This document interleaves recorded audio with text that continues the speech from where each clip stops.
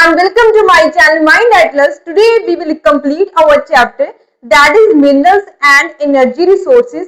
जो हमारा last part था इस चैप्टर का, उसमें हमने पढ़ा था फेरस मिनरल्स के बारे में।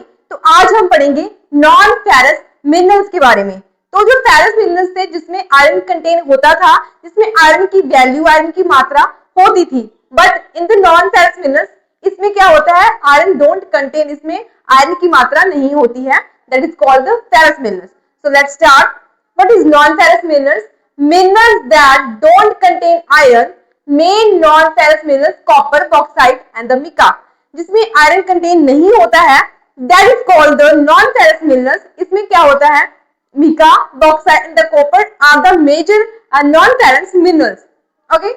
So we will talk about the copper first and then bauxite, mica. Okay. So copper characteristic क्या है इसकी, मेलेबल होता है, हम इसको किसी भी शेप में क्या कर सकते हैं, चेंज कर सकते हैं। डक्टाइल होता है, डक्टाइल इट मींस दैट कि हम इसको किसी से मारकर इससे उसकी जो जैसे हम कह सकते हैं कोई कॉपर है उसको मारेंगे और उससे क्या करेंगे, हम थिन वायर बना सकते हैं। तो डक्टाइल होता है, टूटता नहीं है मारने से copper.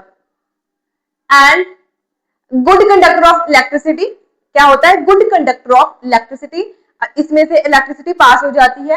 Use in electrical cables, cables में यूज होता है। एंड इलेक्ट्रॉनिक्स, केमिकल इंडस्ट्रीज, तो इलेक्ट्रॉनिक्स में एंड द केमिकल इंडस्ट्रीज में ये यूज होता है। And so major cropping producing area कौन से हैं इसके, भालगढ़ माइंस हैं, भालगढ़ माइंस हैं जो कि मध्य प्रदेश में है। एंड द खेतरी माइंस है वो राजस्थान में है।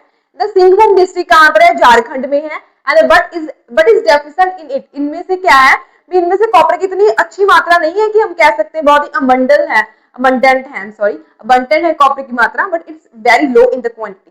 नेक्स्ट है बॉक्साइट। तो बॉक्साइट क्या है, मेन ओर ऑफ एल्यूमिनियम। तो क्या है, ओर है किसका, एल्यूमिनियम का। ऐसा है कि जो बॉक्साइट है और एल्यूमिनियम है, ऐसा तो नहीं है कि जो कोई भी कॉपर कोई भी मिनरल से हमें बहुत ही अच्छे से प्यूरिफाइड फॉर्म में मिलेगी, नो।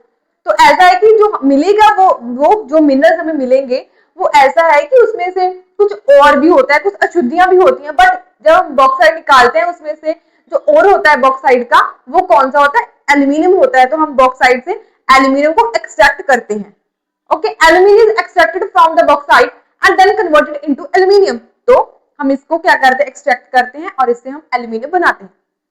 इंपॉर्टेंस क्या है, स्ट्रॉन्ग या लाइट वेट। स्ट्रॉन्ग तो होता है बट इसका वेट क्या होता है, लाइट होता है।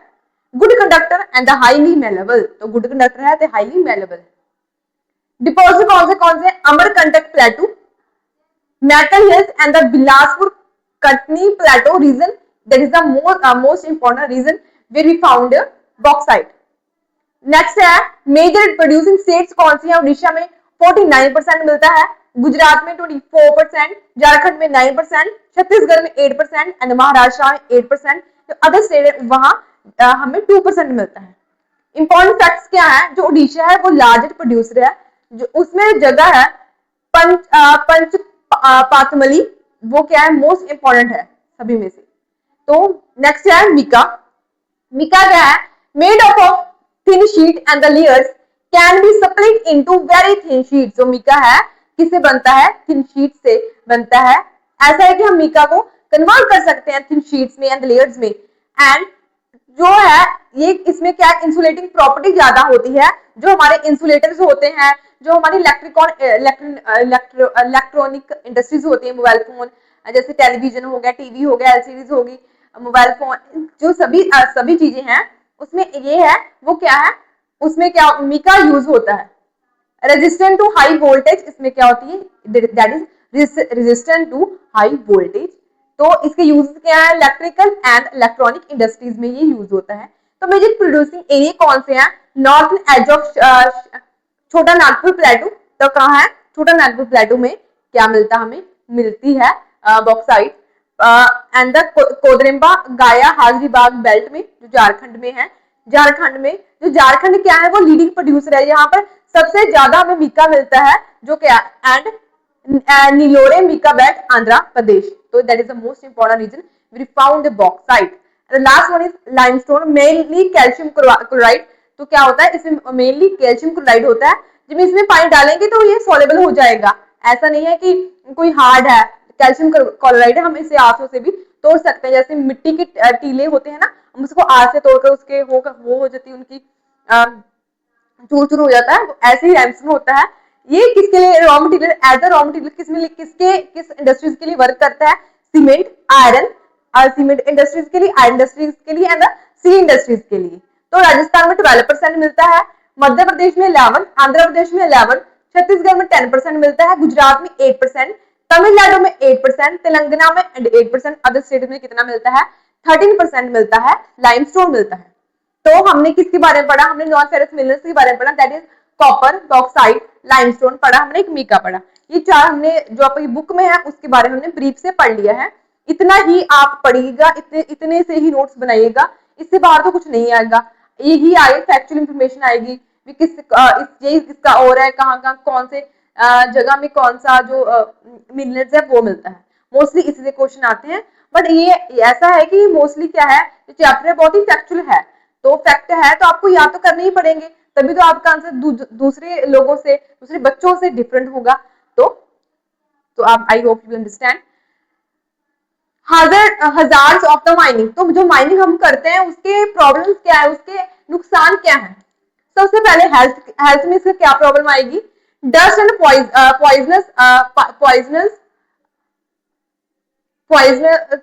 Dust and the poisonous fumes, I am sorry but I thought मैंने ये गलत लिख दिया।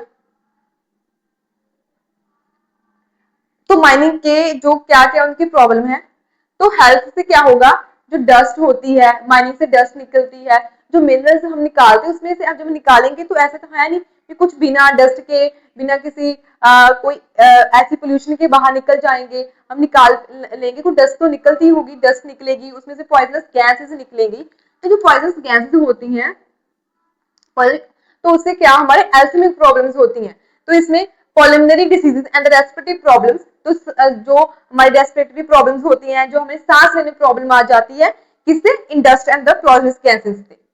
And the risk of mine rocks collapse, constant threat to miners life. तो ऐसा है जैसे हम, ये माइंस है, हम इसे से क्या कर रहे हैं? एक्सट्रैक्ट कर रहे हैं, कुछ यहाँ से हमने इसको खोदा है, यहाँ से हम वहां से हम मिनरल्स को निकाल रहे हैं, but over the period of time जब खोदेंगे आपको ऐसा डर होगा ना कि ये जो माइंस है वो कोलैप्स कर जाएगी। इससे क्या होगा? जो लोग वहां अगर काम करते हैं उनकी लाइफ इफेक्ट होगी, उनकी जो लाइफ जा सकती है।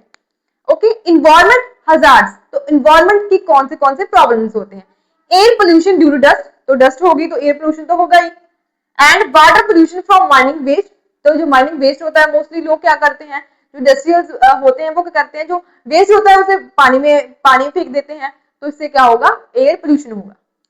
लैंड डिग्रेडेशन ऐसे होगी, जब माइनिंग करेंगे तो लैंड तो खोदेंगे ही, ऑब्वियसली लैंड डिग्रेडेशन होगी।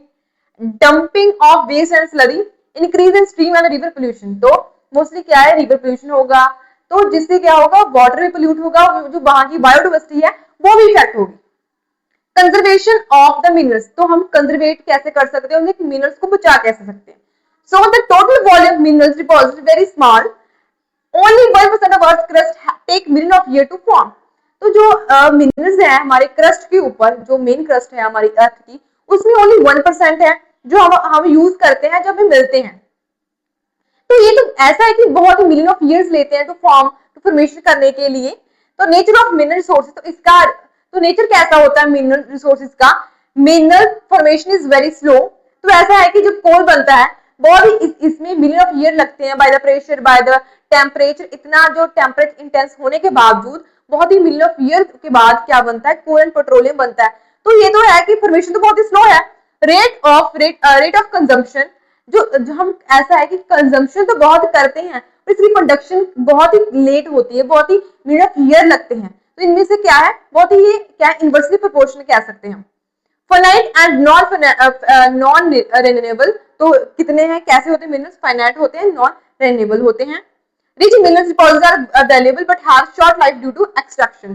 तो जो रिच जो मिनरल्स होते हैं, गोल्ड हो गया, जो कॉपर, आयरन, पेट्रोलियम, ये रिच मिनरल्स है कि ऐसा है तो वैल्यूएबल तो बहुत है, बट इनको जब एक्सट्रैक्ट करते हैं, वाइडली एक्सट्रैक्ट करते हैं, और जब हम कंजम्पशन भी बहुत ही करते हैं, बट इसकी प्रोडक्शन कितनी है? बहुत ही मिलियन ऑफ ईयर्स लेते हैं। तो ये मोस्टली है मिनरल्स के बारे में।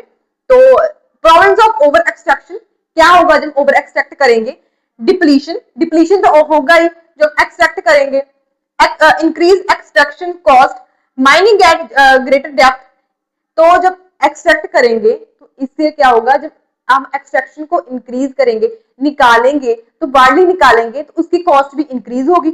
Okay, decrease in quality of ore obtain, use careful and efficiently improve, I am sorry, increase decrease in quality of iron, quality of ore obtain, तो क्या होगा, जो हम बार्ली यूज करेंगे, जो ऐसा कंजम्पशन तो हम कर रहे हैं तो इसकी प्रोडक्शन में बहुत ही मिलियन ऑफ ईयर ले रहे हैं, इससे क्या होगा, जो मिनरल्स है उनकी जो वैल्यू है, जो उनकी मात्रा है वो कम हो जाएगी, और वो ऐसा है कि हमें मिलेंगे तो है पर बहुत ही एक्सपेंसिव होकर मिलेंगे, क्योंकि मात्रा तो कम है और डिमांड बहुत ही ज्यादा है, इसके उनकी जो प्राइस की डिमांड है वो इंक्रीज हो जाएगी और उनकी जो क्वालिटी है ऑब्टेन की वो भी डिक्रीज हो जाएगी।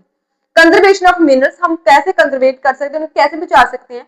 यूज केयरफुली एंड एफिशिएंटली, हमें बहुत ही केयरफुली एंड एफिशिएंटली तरीके से यूज करना चाहिए। Improve mining technology to reduce waste, तो हमें जो माइनिंग एक्टिविटीज है टेक्नोलॉजी उसे इंप्रूव करना चाहिए, जिससे क्या हो, जो वेस्टेज है वो शॉर्ट हो, वो उसका कम किया जाए।